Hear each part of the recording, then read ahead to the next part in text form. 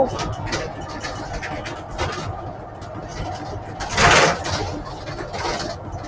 Okay, sorry about that. Let's have this pop out here. Okay, so we're going to talk about event number 10, which is the Trump versus Hillary campaign in 2016.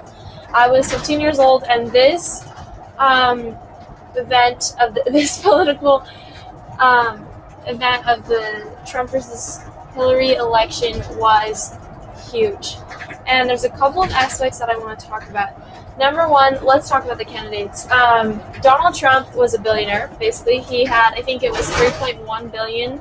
That's his net income of US dollars. He's very, very rich, very wealthy. And he was a TV personality and a businessman before he ran for president. And he was born in New York City. Interesting fact, when I was in New York City a couple of weeks ago, we actually walked by and saw the Trump Hotel that he's built there. It's pretty cool, actually. Cool looking hotel. It's all like gold and stuff. Hillary Clinton was the wife of Bill Clinton, the not so amazing president of the United States, who was the president right before I was born. He was of the Democratic Party, and so is she. She was a former First Lady because of her husband, Bill Clinton, and she was a Secretary of State. So I have this picture right here put in because it's kind of like they took their faces and they changed them to be like all cartoony and changed and different. And I kind of wanted to talk about how during this election, for me as a 15-year-old, I mean, we would get together and I would hang out with my friends and everyone would talk about the election. And everyone kind of made it like this evil versus evil cartoonized, is that a word? Deal where it was like everyone hated both. Everyone hated Hillary and everyone hated Trump. And it was kind of looked at as a lot of people didn't vote and a lot of people just decided to really hate both of them. And it was kind of a sad thing to see. My family is pretty Republican, and I tend to be pretty Republican as well. So my family voted for Donald Trump. Whenever politics came up, I usually would not listen into I usually not discuss my ideas with people, and I would usually just listen to what other people thought of the election because it was kind of an interesting debate where everyone would argue about it, and everyone would, if I said I was gonna, since I was younger than 18, if someone asked me who I would vote for and I said Trump, they would immediately attack me.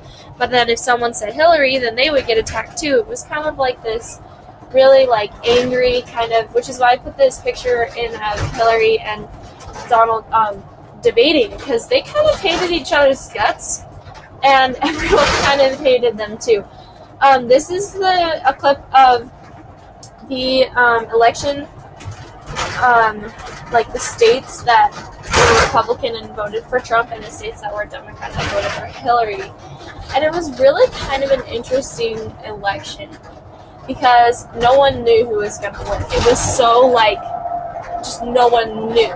There was like no way to tell because Clinton was really hated and Trump was really hated. And it ended up, of course, as you can see here, that Trump got the most states and he ended up winning, as you can see down here. And it was really kind of an interesting time. And once Trump got elected, it wasn't like that was it and it was all over. I mean, it did kind of settle down as far as like debates at home that I had with other people or that I was hearing about because everyone kind of just accepted he was president. But if you go to biography.com and you watch the biography on Donald Trump, it's really interesting. It talks about how after he was elected, everyone kind of broke out. There were big protests all over the world, and everyone kind of hates him a lot. And I think, personally, that he is not a very good person, but I definitely think that he was the lesser evil of the two. I think that Hillary Clinton is a very dishonest person, but that is just my view. And I don't know. I really am glad that I was alive during this election because it really helped me learn. My mom is a delegate for the state of Utah, and my parents are really, really politically active. So are my grandparents. It's kind of a big deal in my family. That's how I've been raised. I've been raised to be politically active, to make sure that I vote and know what's going on and understand the political system. And when this election happened, excuse me, when this election happened, it kind of solidified all those things and helped me to kind of think for myself and realize that there are different points of view for everything. And it really helped me to understand that as I would watch people debate over it and people talk about it, I realized that I think it's better if everyone if you can't talk about politics without accepting someone else's point of view, and when I say accept, I mean acknowledge and say, wow, that's a very interesting point of view. You don't have to agree with it, but you can at least not violently try to change someone else's view. It kind of helped me learn to do that, and I think that's a much better way of dealing with things, especially in politics, because it's so controversial.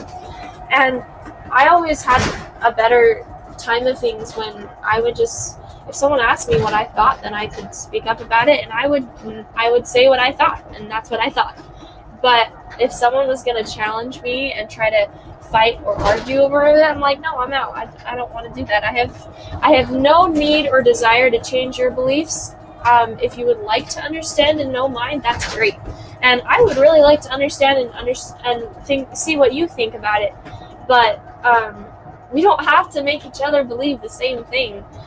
So, I don't know. That's my kind of big scoop on politics, and I wanted to share that in this presentation.